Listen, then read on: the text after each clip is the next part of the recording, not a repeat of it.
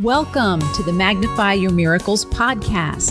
Get ready to be inspired, uplifted, and connected to the miraculous energy of unconditional love that I call Mother Mary. If you're a highly sensitive, highly creative entrepreneur or light worker, and you want to magnify your impact and your intuition, you are in the right place. I'm your host, Reverend Frances Faden, interfaith minister, intuitive coach, and author of Meditation is Friendship with God. I can't wait to share miraculous stories, books, meditations, messages, and interviews with other miraculous light workers just like you. Are you ready to magnify your miracles? What are we waiting for? Let's get started. Hello, my miraculous friend, and welcome to another episode of the Magnify Your Miracles podcast. This is Reverend Frances Faden, and I'm so grateful to get to spend this time together with you with my very special guest, Sister Karol Jackowski. But before we introduce Sister Karol, I want to do what we always do, which is take a few deep breaths together, just to get ourselves grounded and centered, especially me, since I'm really excited today. And just allowing ourselves to focus on our breathing, letting go of whatever happened before, whatever might be happening after you're tuning in. And as always, if you're in the car and you're listening, keep your eyes on the road, but you can still bring your awareness to your breath.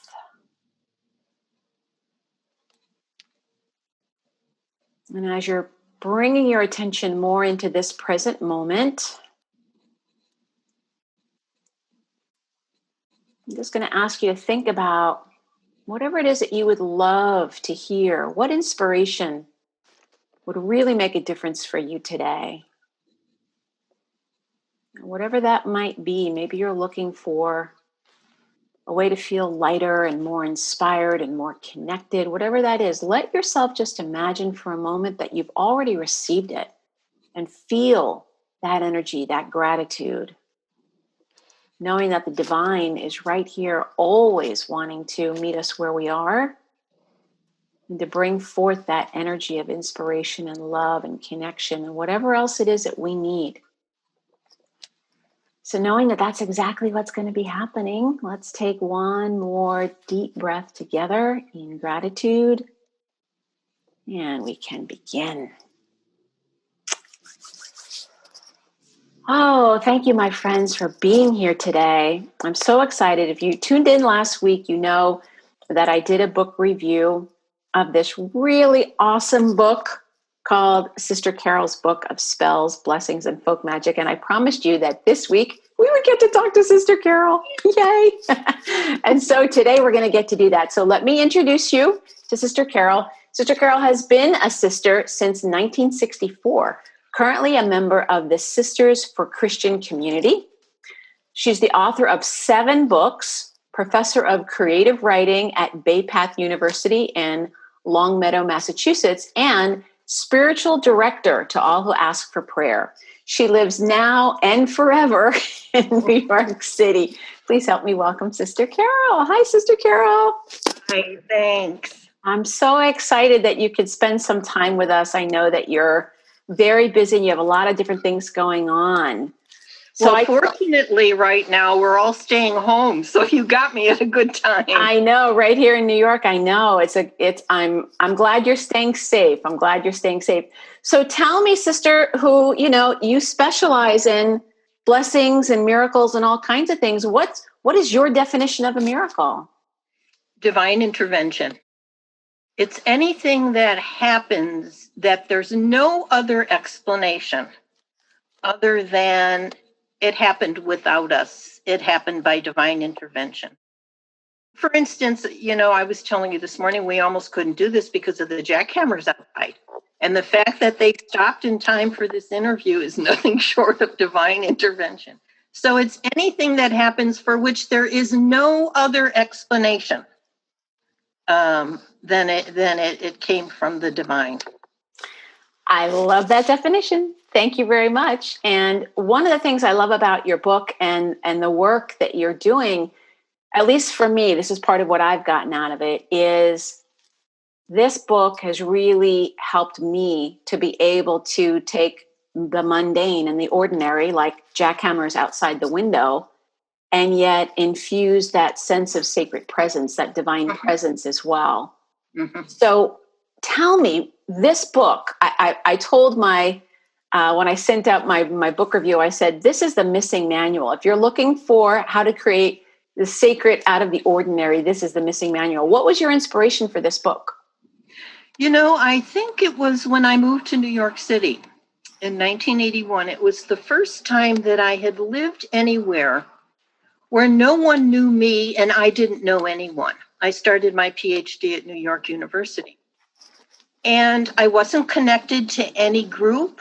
There were no sisters here that I knew. So I was like pretty much on my own.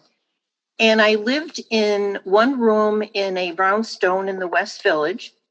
My landlord was Jewish, so every Friday night they invited me downstairs to light the candles for the Shabbat. A woman who lived as one room above me was Buddhist. I was talking to somebody on the street about where do I get candles and incense? I needed all of my stuff. Yeah. Where do I get that in New York City? And they said Enchantments on 8th Street, which is a Wiccan supply store. I go to the supply store. The woman behind the counter is my neighbor across the street. And I start in New York City. It's what I love most about it is there are 275 different nationalities. There are 8 million of us, and we all get along. Yeah. Everybody is a minority in New York City. And you end up celebrating everybody's holidays. Because you know them, they're your friends, know people, so I thought we're all walking in the same direction and people just have such different paths to get there. But everybody I met, whether it was the Jewish, the Buddhist, or the Wiccan, we all had the same thing in common, and that's taking the ordinary stuff of our life and tapping into the divine energy of that stuff. So I started thinking of my role as a sister much more differently in terms of the church is really the people of God, more than anything else for me now. We don't do it now because we can't get together, but we have Eucharist at the dining room table. We take turns presiding regardless of whose house we're in. So it was meeting, I think, all of those people that made me think that the spiritual path is much bigger than we tend to think about it. Yeah. And that if there's some way we can celebrate everybody's rituals, everybody's holidays, not just our own, but because they're all timed at the same time of the year anyhow. Anyway, I know. Celebrate at the same time. If we can do that, it just like breaks down all kinds of stuff. I mean, you're connected to them at a spirit level, where nothing else makes any difference. So my community became much more diverse. My prayer life became much richer. And I started collecting all of the things we did together. I wanted my own prayer book, which is what this book is. Yeah. And, then when I started doing that, people sort of started asking, well, I like this couple, this is an example, and I have this happen often, where a couple is trying to get pregnant. Doesn't work. They're doing in vitro. This is the last chance. What can they do? And the first time I did it, I thought, well, we could do the 7 Blessed Mother novena. And now this couple was Jewish. So they didn't know anything about the Blessed Mother. But they had no problem with that image as being divine. Yeah. That the Mother of God would be the energy you would want to tap into to conceive. So I said, here, it's in the book. It's the baby spell is in the book. But I said, we're going to do this on Saturdays, 7 Saturdays. I'm going to do it at the same time. We'll both do it. And we'll see what happens. Well, don't you know? I mean, the kid's like, 21 now, but it's stuff like that once you make people realize you can do this, you've got this power in you. You can do this for yourself. You don't really need me. Yeah.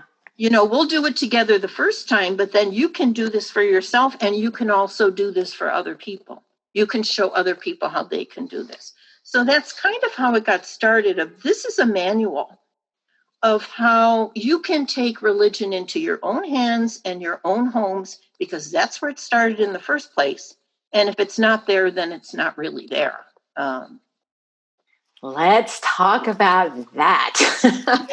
Because it's such a different idea than what has been kind of drilled into people lately, that it's not about what's in your home. It's you have to go to church and you can't do it yourself.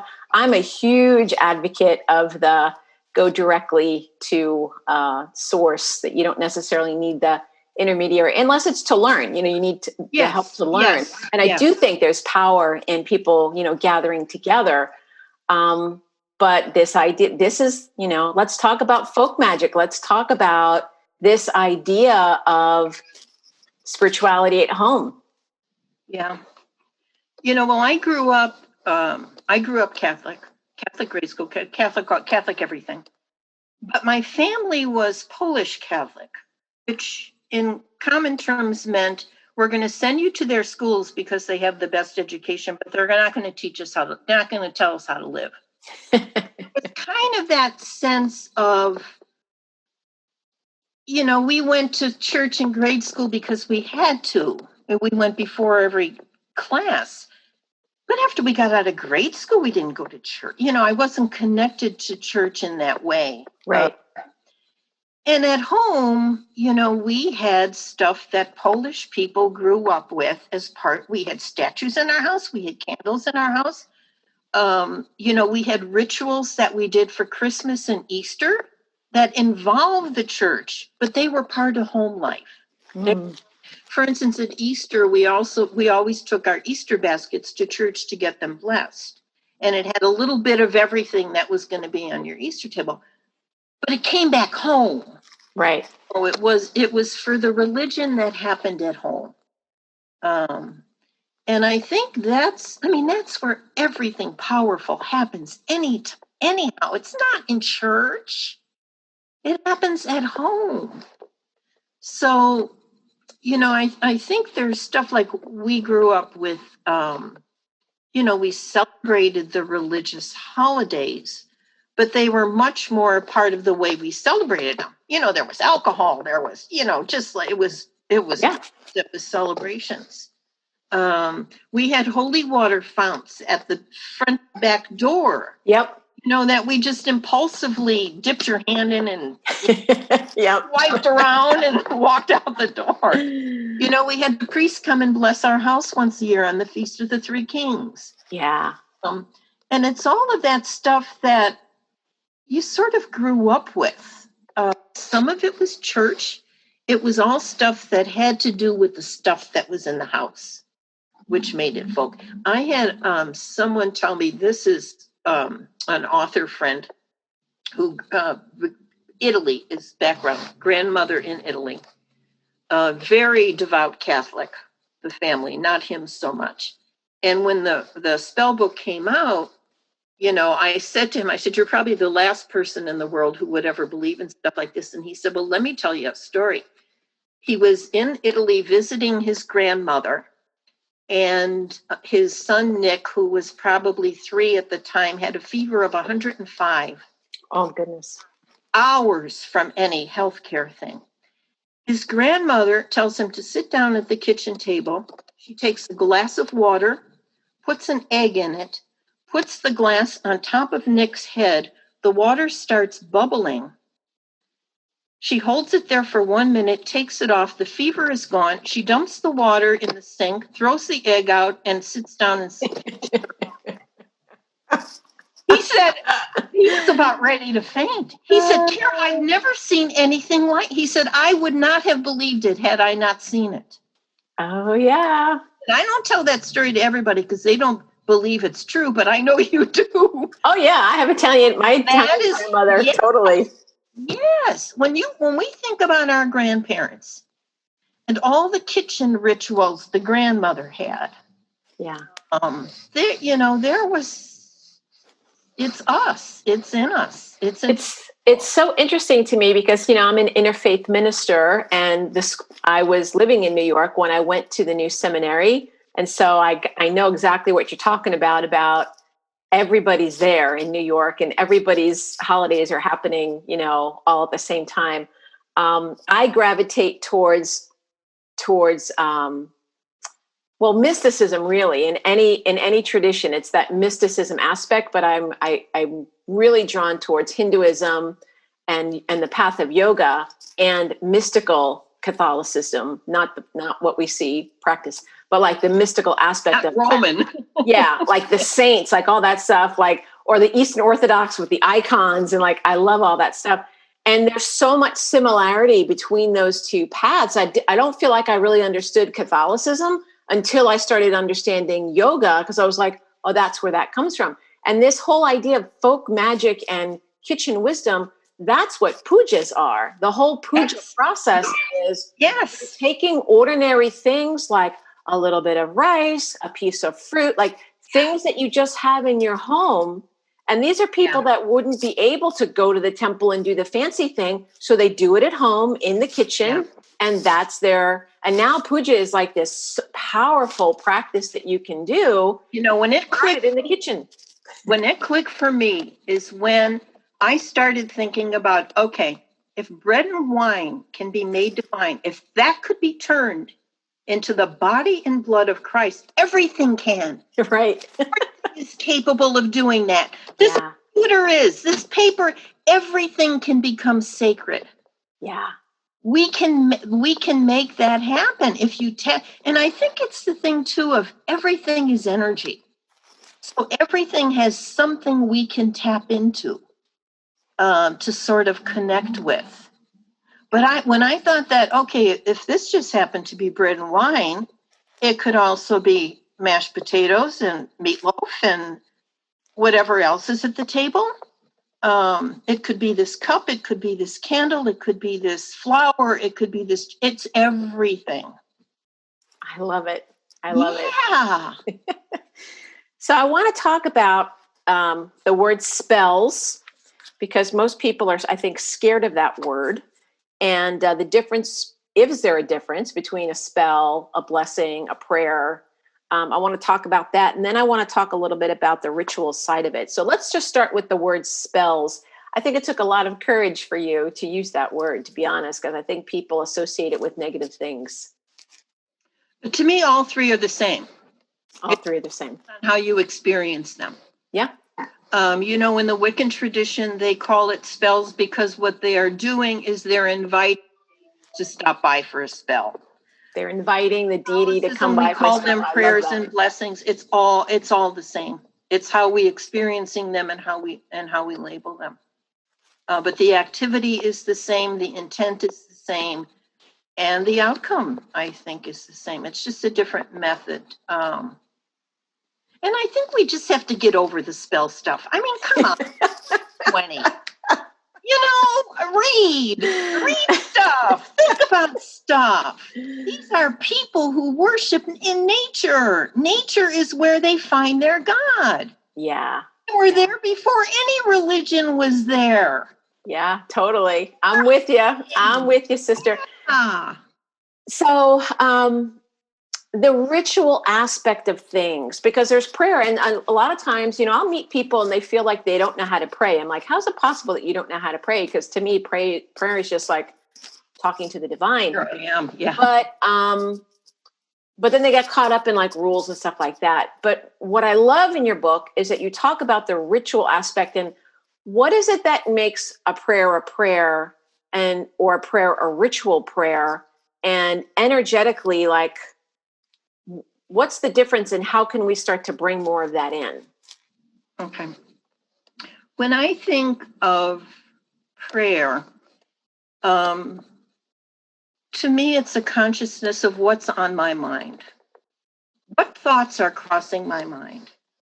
And I do this every morning. I usually I write in the morning and at night. So in the morning when I'm beginning, I can't write until I'm in a meditative state anyhow. So I think of what are the thoughts that are crossing my mind? And I give each one of those thoughts its own voice. Can say whatever it has to say, and I do that until there's nothing else to think about and the voice is quiet. And then that for me is the moment of prayer. That's when I begin to listen. Prayer for me is listening. It's not talking. Yeah. It's not what I'm doing or what I'm bringing. It's being able to listen to our own inner voice. And ritual for me is a way to pull in other energy. So, for instance, when like a friend of mine, and this happens often when people ask me for prayer, it's because there's already something there. They're already praying for something. Something's going on there already. Right. And what they want is to pull in this case, it was two other people, me and a third person. We wanted to do a power of 3 ritual. And so I developed the ritual, and it was things that are important to all of us. Candles. We had incense. We had whatever objects are sacred to you. And we all had statues of this was a Mary ritual. So we all had statues of Mary. Right. And there was something about calling in or tapping into the power of 3 and doing the same thing in our 3 different apartments at the same time that generates a different kind of energy than me by myself. Right. I could do a lot by I'm a solitary person anyhow, but there's something about pulling in the power of other, and you know this as a minister, that intensifies the power of the prayer. And that's what ritual does for me. It kind of intensifies what I'm asking for. It's not just I'm calling on the power in fire. I'm calling on the power in water. I'm calling on this saint. I'm calling on this angel. I'm calling on Mary. I'm pulling in all these energies. And ritual is a way to focus. That's what I was going to say. The word I'm hearing is focus. It's really about bringing that focus. Yeah.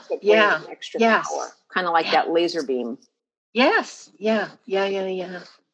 Awesome.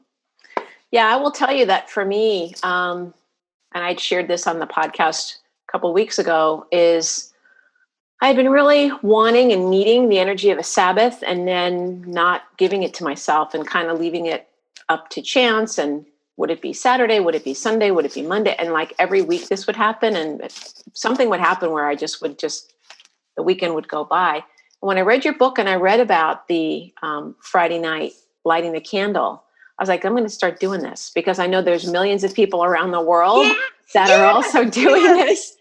Exactly. And for me, it was like, I'm going to light this candle and I'm going to say this prayer that millions of people are saying, but I'm also telling the universe, like, I'm inviting in the energy of rest and rejuvenation for this amount of time. And it's really made such a huge difference for me because it's not, now I've decided it in advance, it's going to happen this day. I'm not leaving it up to chance. And there's something about the energy in the room shifts every time I light the candle and say the prayer. It's pretty amazing. Well, that's what I always say. Praying does nothing to the divinities. It changes us. Yeah, really does. Different. I don't know what it is or how to explain it. We feel different. We're not the same in the beginning as we are in the end. Yeah, absolutely. Yeah. So tell us a little bit more about, I know you have several books, which I love that you have several books, bringing in that creative spirit. A lot of the people who listen to this podcast are what I call threefold souls. It's like the Hildegard of Bingen person who is interested in healing, interested in creativity, and interested in that direct connection, the mystical energy. And we tend to kind of be all of those things. Like we're interested in whatever aspect is. And it sounds like you're really that way. So in your work, tell us a little bit about the work that you're doing now. I know you're an author. You're also a spiritual director. Tell us a little bit more about that. Mm-hmm. I think mostly it's kind of something that happened to me as a result of this book, where people will contact me through, like you do, through email or through the Facebook page, or people who know me. And it's something that they're at a point in their life where taking their spiritual life more seriously, that's where they are. And it often is relative to a specific request. Somebody will call and say, this is what's happening. Will you pray with me? So that's the form that it takes. Now, some of the people I've been in contact with for 2 years now, some of them it develops a relationship. But it's and I think it's the part of my life that I love. I teach writing, and I love that because for me, that's spiritual direction anyhow, if you're teaching writers. And they're all adults, so they've all got voices. They've got life experience. They've got something to say. But there's something about, I seize the opportunity when somebody says to me, will you pray for something? And I say, yes, but we'll do it together. That's an opportunity to say, when we have finished that, okay, you know how to do this now.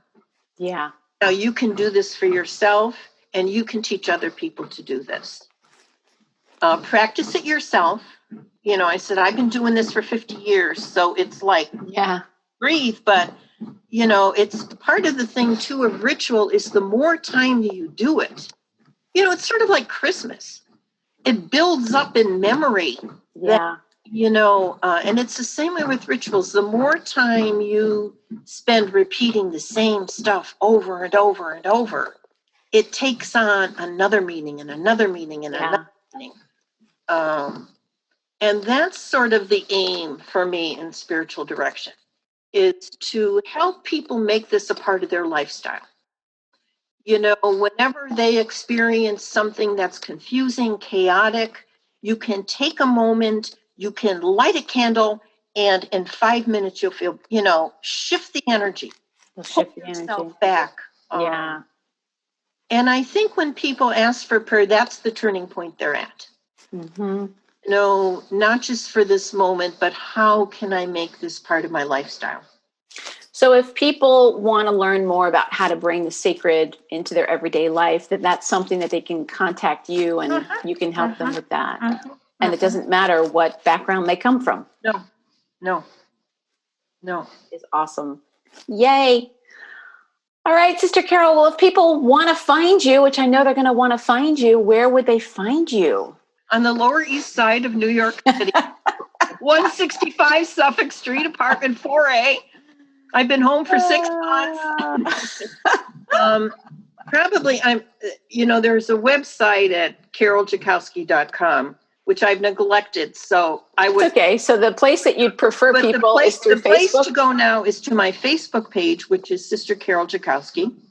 I also have a personal Facebook page. You can join both. Okay.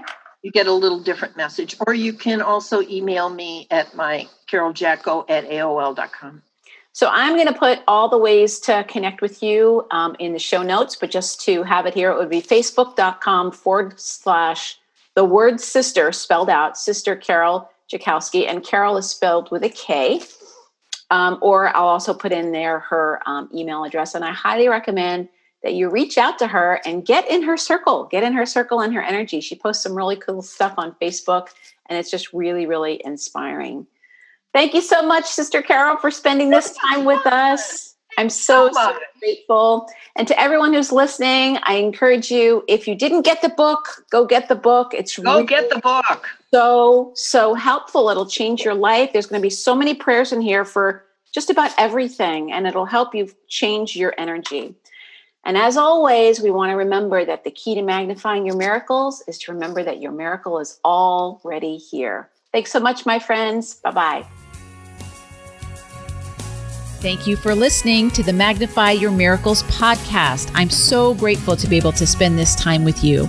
If you want even more inspiration, feel free to visit my website, francisfaden.com or magnifyyourmiracles.com. And if you did enjoy this episode, I would really appreciate it if you left a review on iTunes, Stitcher, or wherever it is that you connect with awesome podcasts. Remember, the key to magnifying your miracles is remembering that your miracle is already here.